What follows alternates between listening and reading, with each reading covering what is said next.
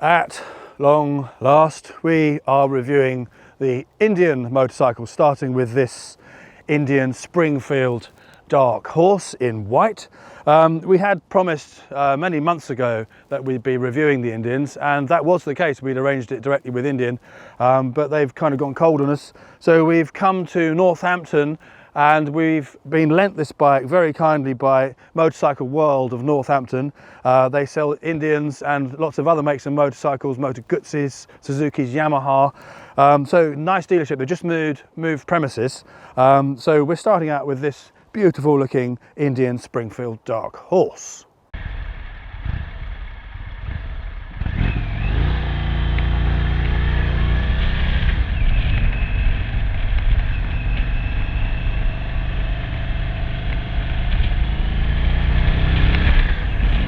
Now, as usual, it's blowing a gale force wind, as you can probably see on my hair. But we've got a new mic. Now, I've got a lapel mic hidden under my shirt, so hopefully you can't hear the wind, and you'll be able to hear me speaking more clearly than usual. So at last, our audio is going to match our visual. Now, this Indian has the Thunderstroke 116 cubic inch engine, which is massive. It's a V-twin engine. That's 1,890 cc to be precise. It produces 168 Newton meters of torque at only 2,800 RPM, which is very low in the rev range. Compare that to the Harley 114 engines. They produce their peak torque at 3,000 RPM. So that's coming in at less than that. So it's a very good bike to give you instant low grunt at low revs, which is fabulous for cruising and riding around effortlessly. But you feel that as a tidal wave of torque. It's like being pushed along, as I've said many times, by a rhinoceros. As I stand here, it's just starting to rain, but never mind, we'll carry on. Now, the standard Springfield has a front wheel of 17 inches. This has a front wheel of 19 inches. They both have a 16-inch rear wheel, so there's a few subtle differences between the two models. The standard one is a bit more cowboyish, if you like. This is more sort of badass. Normally, I'd say blacked out, but it's whited out. The wheelbase is 1,701 millimeters, so it's a very long bike, and I love long bikes. Long wheelbase bikes are really good, especially if you're tall. It gives you stability, and its road presence is absolutely fantastic.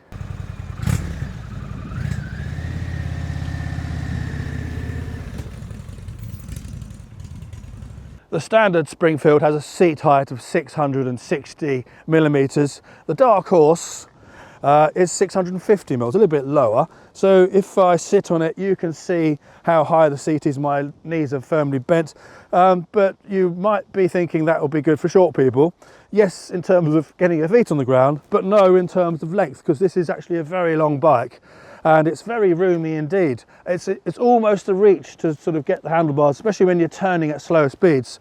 So I'd say this is a bike definitely suited to taller people. So 5'11" plus, I'm 6'3", it's absolutely perfect. You could be 6'6" on this bike and you'd be fine. The handlebars are cranked back quite a long way, so if you put them further forwards, this would suit tall people, so that's a really good thing. I don't often say that. Now, one of the things that's been troubling me, if you like, about this bike is the dimensions, the rake and the trail in particular. The rake that's the steepness of the headstock, it's 25 degrees, which is really steep, and the trail is 133 millimeters. So that makes the forks quite steep. Now, I was thinking before I got on this bike that it's going to be twitchy.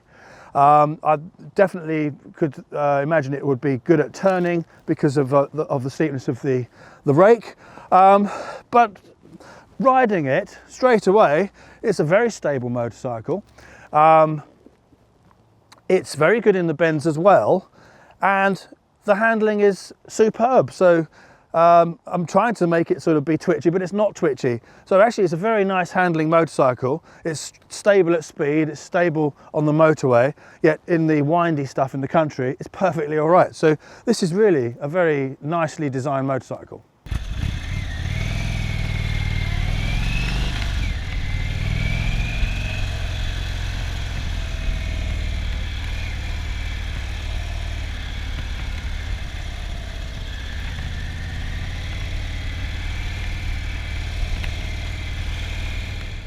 Now it's a beautiful design. I must say it's a very pretty looking motorcycle, very simplistic but very artistic. So I love the lines of this bike. You've got a nice little sort of Indian motif on the front here. Metal mud guards, double disc brakes at the front. The stopping power is very good. The engine's very pretty, very beautiful. It's not very wide, so you've got a nice sort of seating position. You've got double pipes on this, and it's got a nice throaty sound. That tick over it has got a nice sort of little rumble to it. So it ticks all the boxes, and the seat's very comfortable. You've got a bit of a backrest to the seat, which I don't normally like. Because it's so long, it's not getting in the way of my seating position, so that's good. So when you're accelerating, you're not going to shoot off the back, and it's actually very grippy. You've got the passenger seat here with your pegs as well, so that's very comfortable. And these panniers, which actually have a little button here, you can lock them from there. They're very spacious, so I can get my camera bag in, I can get my tripod, lots of gear. So if you're going away for a weekend or a week away, you've got tons of storage space, which is very, very good. Now, so I'm not struggling with the audio, but now we're struggling with the weather. There's a massive dark cloud coming. It's going to pour down with rain in a minute, but we'll just see what we can do.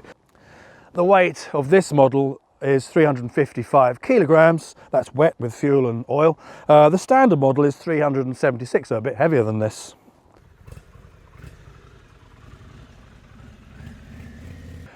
This has the tyre pressure monitoring and cruise control as standard, which is fabulous.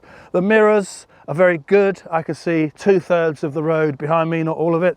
If they were a tad higher, that would be much better, but they're pretty good. Now, suspension wise, you do feel the bumps a little bit with this, perhaps more so than the Harley that I'm used to as my daily rider. I'm taking two as I'm burping. Now, the suspension on this is firm, so you do feel the bumps a bit, but it's by no means a problem. Now, as you sit on the bike, you've got a little on switch here. You've got a fuel gauge. There's two fuel gauges. There's one sort of round analog one, and there's one inside the digital display. You've got an analog speedometer, which is great. When you're riding, to look down at the digital bit, you've got to look down quite a long way, so you can't see the road ahead, so that's difficult.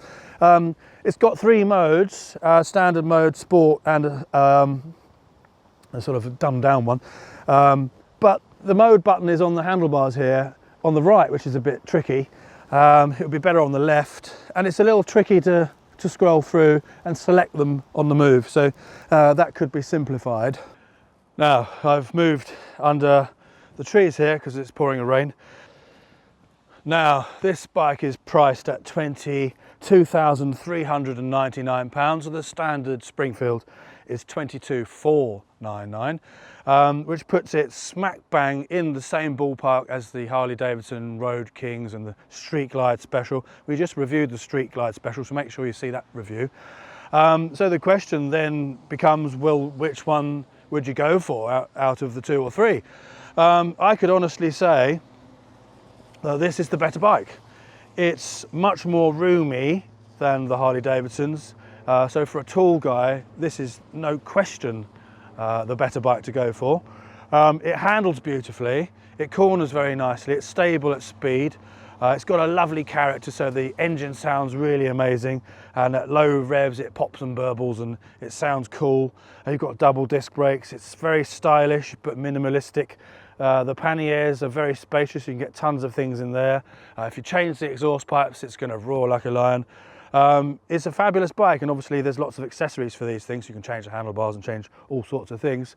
I'm extremely pleasantly surprised. As I said before, I thought with the rake and the trail dimensions it's going to be twitchy, and it's not. It's very stable and it rides very nicely. So full marks for Indian. Now, from a weather proofing point of view, this is very good. You've got big mud guards or fenders at the front that keep the water off the bike and off of you. At the back here as well, it's all covered, and you've got panels here which keep the water off of you from the back wheel, so riding on wet roads isn't going to be a problem. You're not going to get soaked, apart from obviously if it rains on top of you, but it's very good indeed from that point of view. The engine is very smooth, there's no vibration. and the gears go through nicely. There's no clunkiness up or down, so that's very good. I like the width of the Mini Ape bars. It's very good. I don't like narrow bars, so it looks more menacing and you get a better feel of the control with wider bars as well.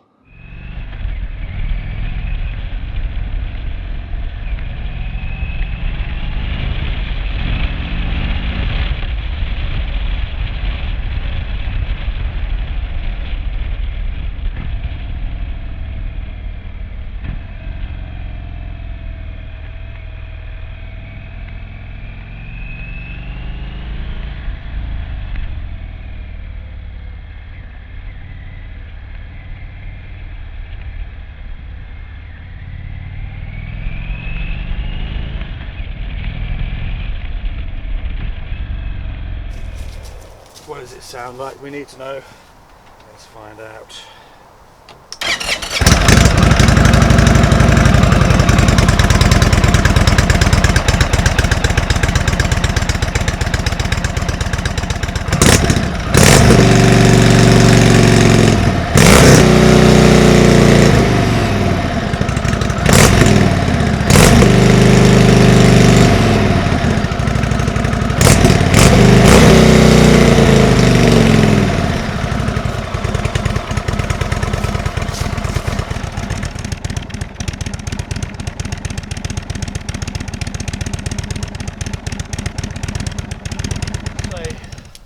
The stand on this is very good. The stands on the Harley Tourers are awful. This goes down and stays where you put it, and the bike doesn't rock backwards or forwards. So it's disconcerting with the Harleys when they move when you get off the bike because the stand doesn't stay in the same place. So our verdict on the Indian Springfield Dark Horse is that it is a beautiful motorcycle, beautiful to ride, full of character, and absolutely up there with the best of them. So I would certainly recommend a test ride if you're interested in one of these, and go to your local dealer, or if possible go to Motorcycle World in Northampton, who are very helpful. They've just moved to a new premises, fabulous dealership, so I'd highly recommend them. Don't forget to like and subscribe. We appreciate your support. We are trying to get to 20,000 subscribers by the end of the year, and we're on target to do that as long as we keep going and you keep commenting and liking. It all helps. And if you want to support the channel even further, it would be really nice if you could have a look at one of our t-shirts, and they're on the carousel below the video, and if you purchase one of those, that would really help us out, because it's the funding from the t-shirts and a little bit of advertising revenue that keeps us going.